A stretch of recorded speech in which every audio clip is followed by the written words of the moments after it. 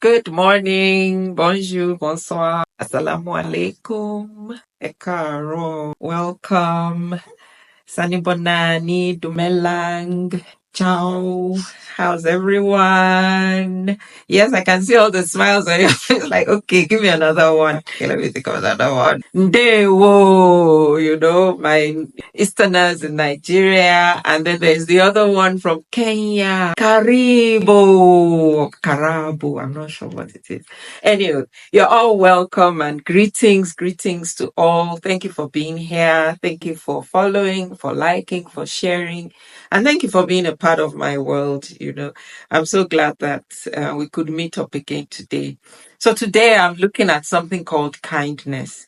I heard a talk by one of, she's just a star. I love listening to her messages, Olaomi Brigwe, and she really, really goes into what the word says. And this one was talking about kindness, and quite interestingly, when we hear about be kind, be good, I don't know if you've seen that video of the little girl say, there's no one better to be than myself. And she goes, be kind, be good, What does it really mean when we say to be kind? What does kindness mean? And in that talk, Olami exposed something very revealing to me, that the opposite of kindness is not wickedness, but is actually thoughtlessness, right? And the way she explained it is like, to be kind means to be thoughtful. You're thinking beyond, you're thinking ahead, and you're including everyone in your thoughts.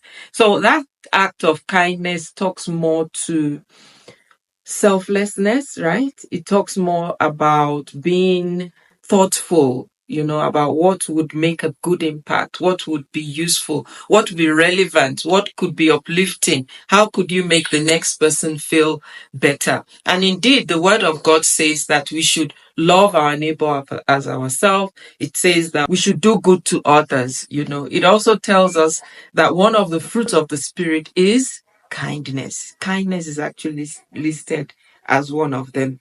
But it also makes me think of kindness as something that does not consider immediate or direct gratification, right? So it's not something that when you give, you get something back immediately. I don't know if that makes sense.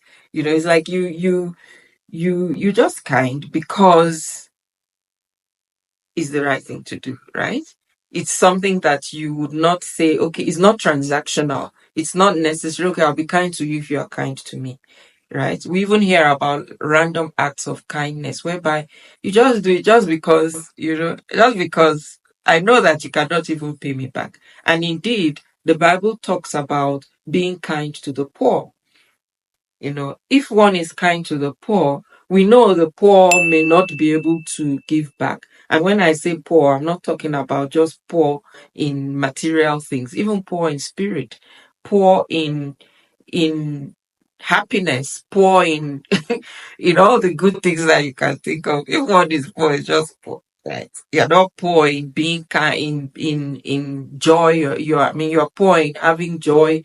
You're poor in having health. You're poor. What you don't have, you are just poor in it. Right. But when we are kind, when we lend to somebody who is going through different hurts, right, it means you are rich and that you can now pour out into them, right? That is being kind because you know that they cannot necessarily pay you back.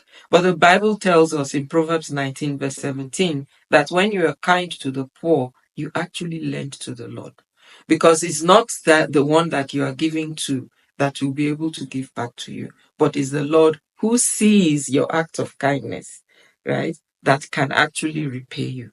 Likewise, if you are kind to animals, remember Leah, who was kind to the animals. She just gave water to the man who was traveling for um, so many days. He was traveling with his animals. She gave water to his men, but she also gave to his animal. In that way, she was being thoughtful that these animals have been the one that have been carrying these people, are carrying their load for so long, and they will also be thirsty. So she gave also to them.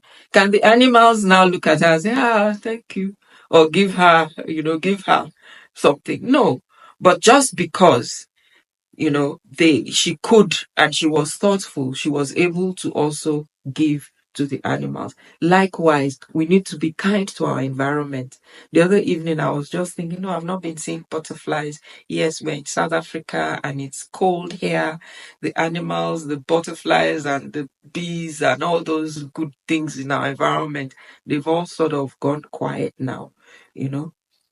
But when we are kind to the environment, when we have um, care for our environment, you start seeing even the whole environment just rejoices with you, right? It just starts clapping for you. It's like the universe clapping for you. Yes, when we are kind, it pays back, right? And if we think about being kind to the poor, to the one that cannot pay you back, to the one that is vulnerable, to a child cannot give you an, in fact, even if you are kind to a child, the child can still be horrible to you, right? But your kindness, God sees and God rewards. So I think it's a short and sweet one. Be kind, be good, and share the love that you have, whatever little you have.